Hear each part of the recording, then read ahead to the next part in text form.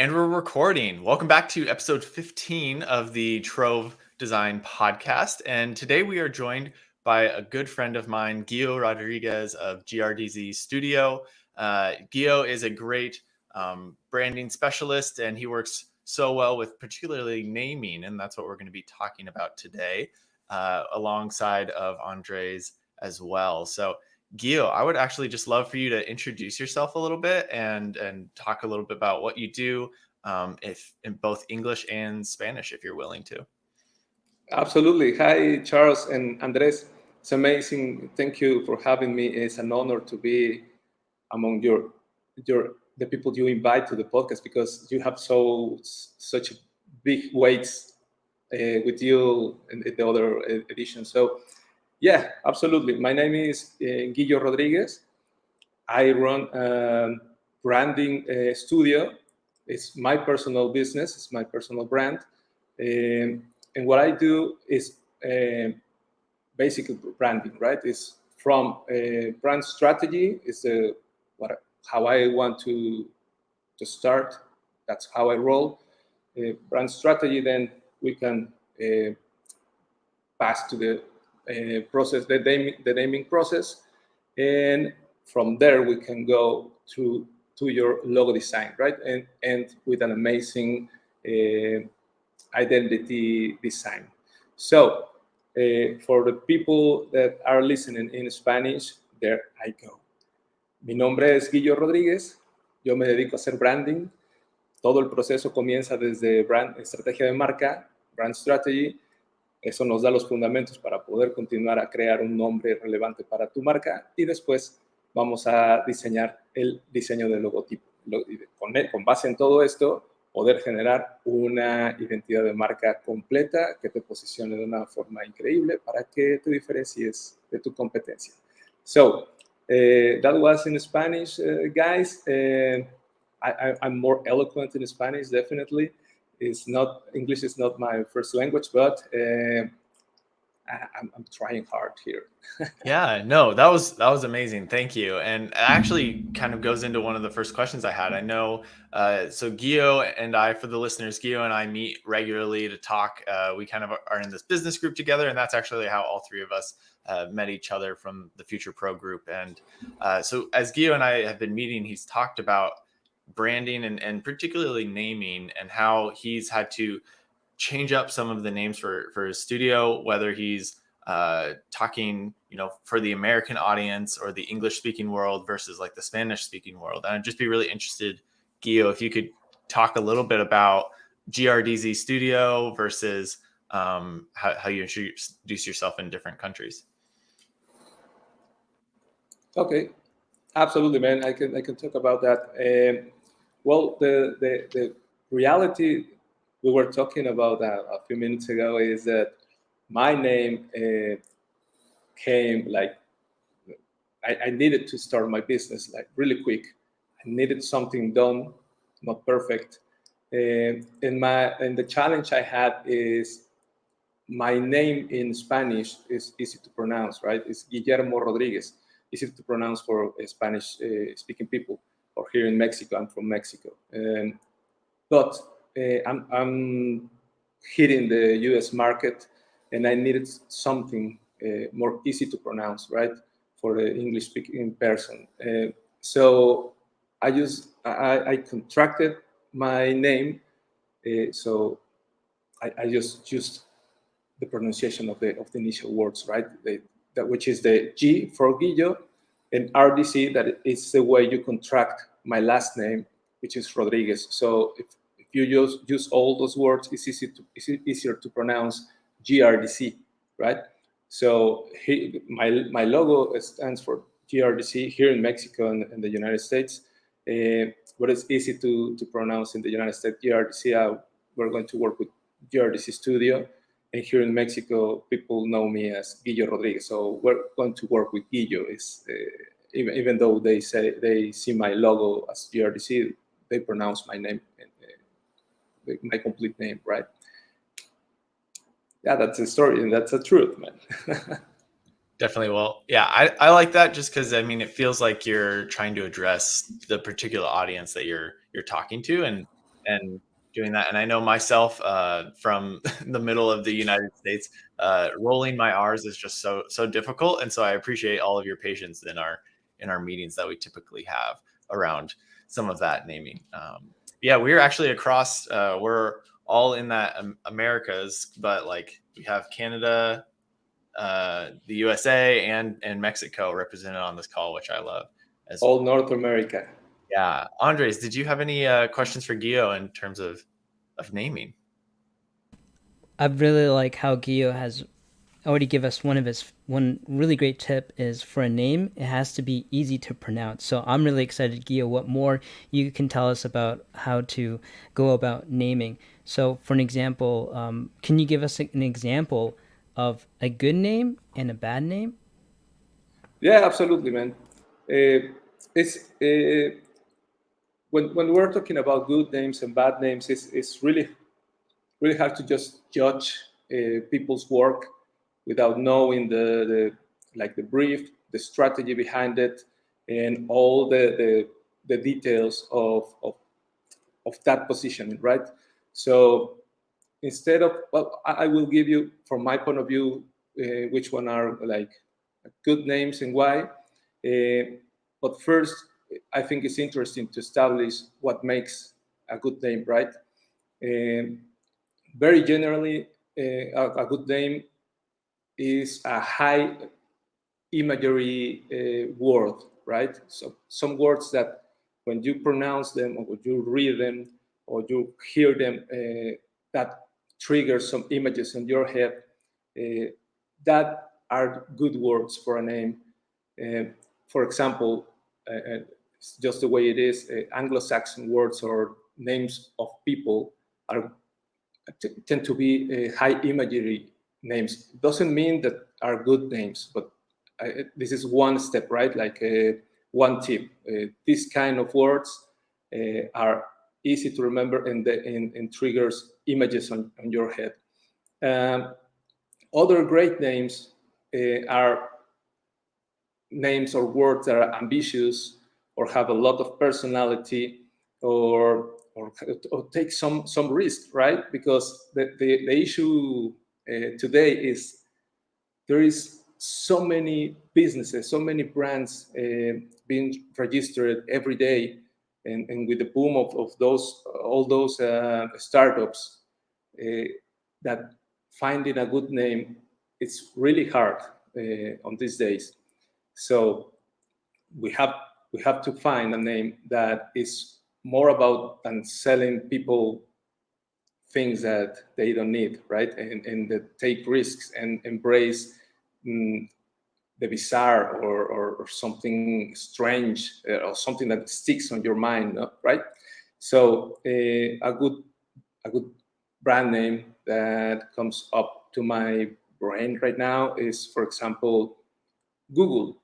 Now, Google is a from my point of view is a great brand name because it's easy to pronounce. It sticks in your head. It's if you lived in the time that Google wasn't didn't exist, it was like what Google what and it just stick in your head, right? And that, so it was like a great punch on your brain to hear that word Google or Twitter, right? Twitter is amazing because it's adaptable, just as Google. Because for example, here in Mexico or Spanish-speaking people, we can say hay que googlearlo. We just we adapt the name to name actions for the name, right? For the brand name, or in English, you say just Google it, right? You use the word as a verb, or Twitter, no, tweet it. So I'm going to be tweeting. I saw your tweet. Twitter is a great another example. A great another example. Other one is just to go out from social networks is smokers. I don't know if I'm pronouncing it really well. It's a jam, and the smokers have like a man. That name is like a really strange smokers. resembles like according to the brand, is like the sound the lips makes when you are like about to taste the jam, right? Like something like that. Sorry for the sound. Uh, so, it's a great name. It's so strange that it's great, and everybody knows smokers, right? And there is a lot of names like that we can be all the time here talking about good names and bad names, and just if you allow me, there could be this could be a great opportunity to talk about what makes a bad name, right? Because you only know what is good if you know what is bad, right? If you have the contrast. So a bad name, from my point of view, and some other authors. I'm not an author, but some authors talk about this, right? Is names that are too descriptive, um, or want to encompass everything in the name, right? Or have a complex pronunciation. No, these are like guidelines on, right. Don't look for complex pronunciations, but there is some cases in that good brands or great brands have very hard to pronounce names. Like in fashion, the fashion industry, there is brands that I don't really know how to pronounce, but they are really successful, right? Some examples of names, or bad names, that are case studies all over the place. If you just Google them, are a car. I don't remember the brand of the car, but that particular car, the name was Pajero. If you live in Spain, or are used to hear that word in Spanish, is a really bad word. It talks about something it can't be said, right? There is another name for another car that is MR2, the letter M, the letter R, and the number 2, MR2. So I guess in French, it reads like MR2 sounds really close to merde, and it's another bad word. So there is a lot of things to consider, especially in the linguistic part of the choosing of the name, that have to be taken in account to don't make mistakes like this, right?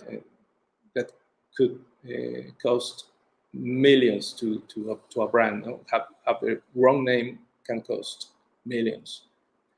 Sorry if I just digress.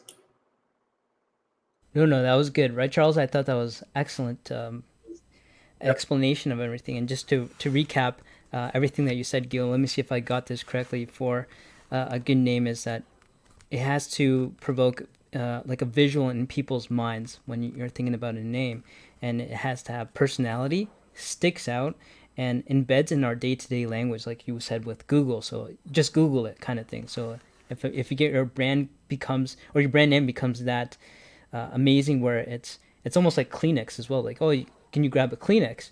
It's like that's actual a brand name. It's the Yeah. real thing is actually tissue paper. I'm pretty sure, right?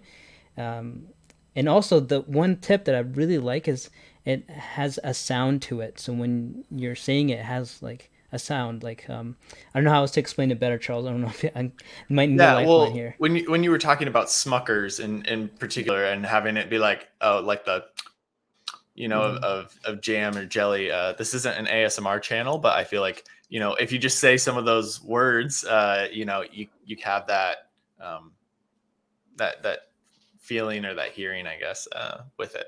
Yeah, I guess so. It's onomatopoeias. I don't know the exact word in English, Yeah, but onomatopoeia. yeah, those are great starters, right? If you have a product or a brand that have a sound that is inherent to the brand, or something that the product does, or the action that you want that the people or your customers do, maybe you can start with onomatopoeias or use it on your process, right? To find your name. It's a good tip.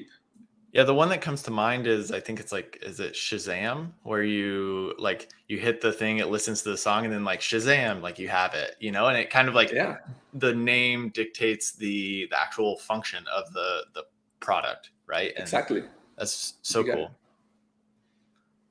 I had one follow-up question for Guillo, and it's with bad names, and it's how do you go about figuring out what a bad name, or what could that name that you come up with be a bad word in a different language? Do you have any strategies, or what do you do to avoid those kind of situations?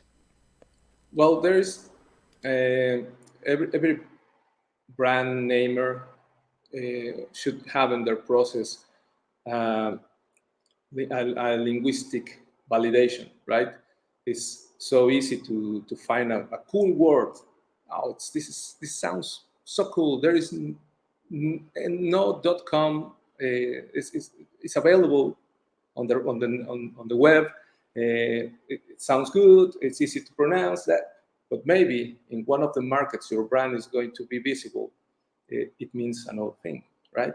So every time you develop a brand name, you need to run linguistic validation, right? So what does that mean?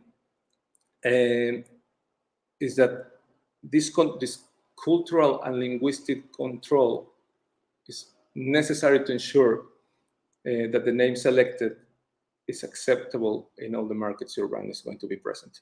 And for example, in my case, for my process, I use I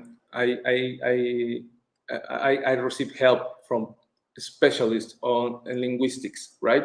Because it's not enough to know another language. Like myself, for example,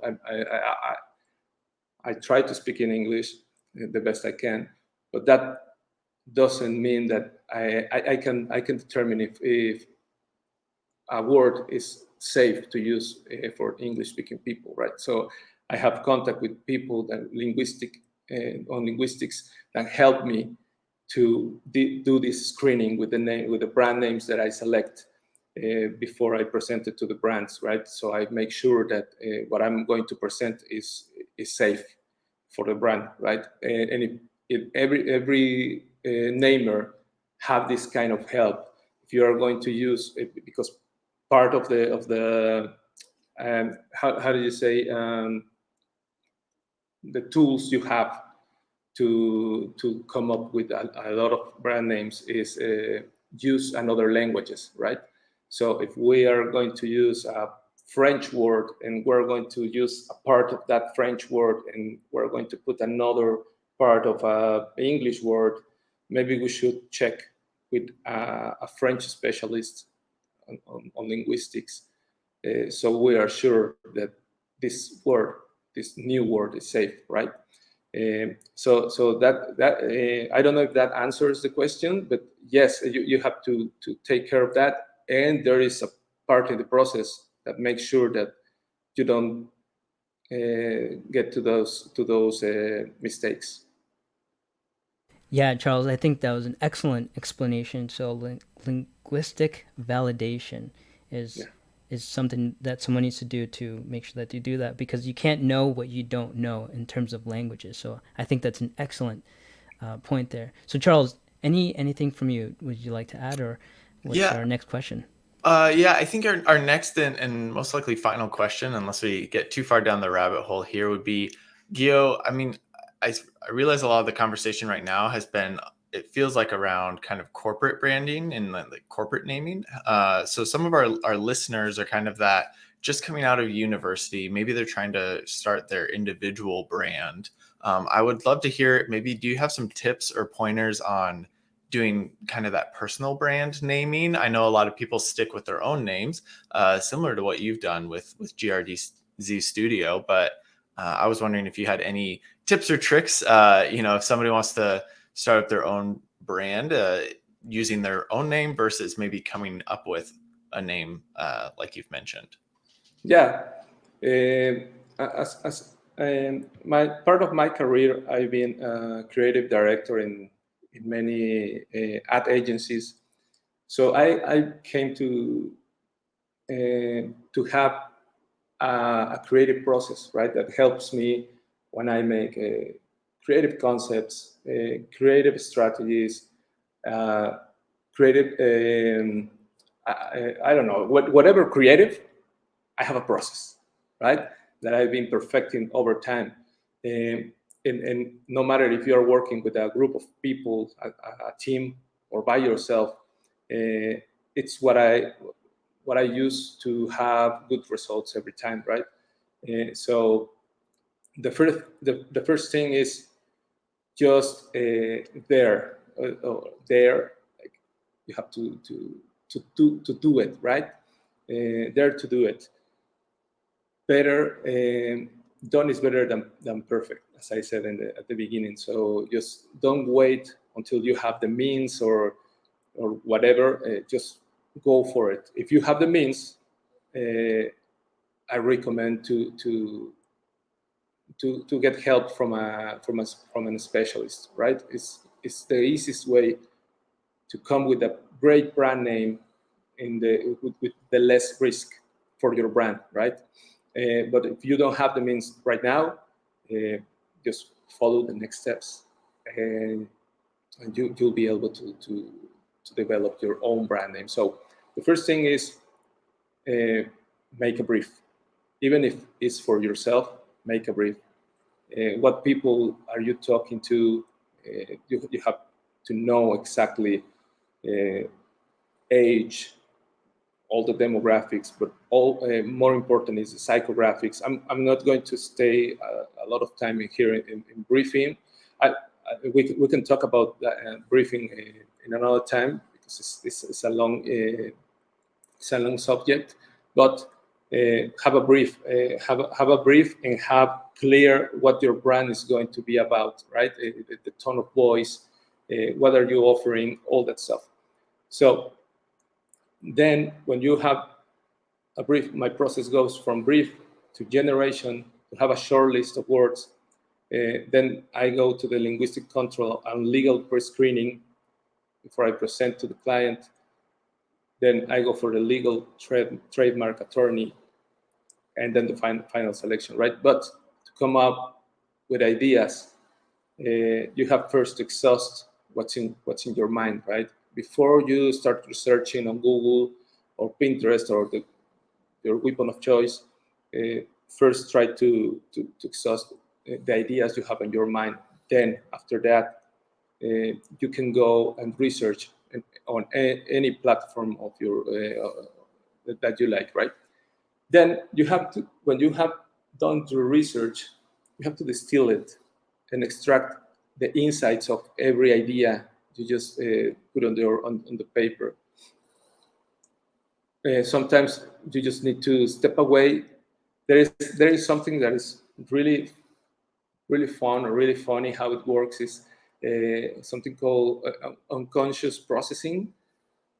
Once you're working on one task really hard, it's sometimes hard to see things clearly. So you just need to step away, go for a walk, let it rest, and come the next day and see what comes right now, right? So another tip for coming with good ideas is part of my process is to have rigor and discipline, right? If you are going to do something, you have to be disciplined on this. It's not like, oh, I'm going to work today on my naming and then let it pass and another week, and just don't do it, right? But have discipline. Look to stand out. Look who your competitors are, so you can stand out. If they're doing this with their names, you should just go away from there, right? And be brave, and be bizarre if you want, or strange. Don't care about if someone attacks your name, because great names or strong names are easily attacked, right? I almost can see how people are attacked the name Apple when Steve Jobs came out with it. It's, oh man, it's going to, what do we have, worms inside or what? There is a lot of ways to attack a name. So don't be discouraged by that. Keep a master list. I tend to write everywhere in every piece of paper that I have at my reach, and my cell phone and my laptop and my blackboard. Everywhere I write, right?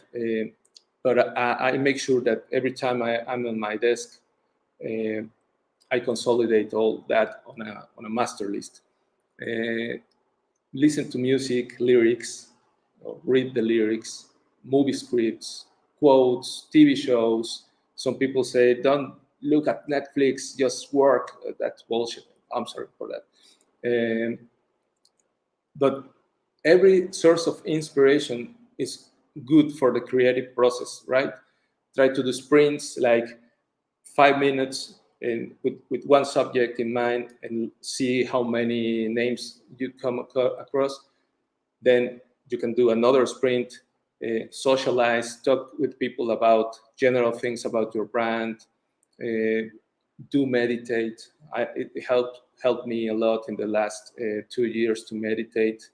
Um, you come with great things creatively that way. Uh, and if you are doing this as your regular job, when you have master lists of previous works for the process for the project that you're working right now, you can mine old lists and see what didn't work in that time, but you can like adapt for this one. Man, I can talk about this all day. Sorry, man.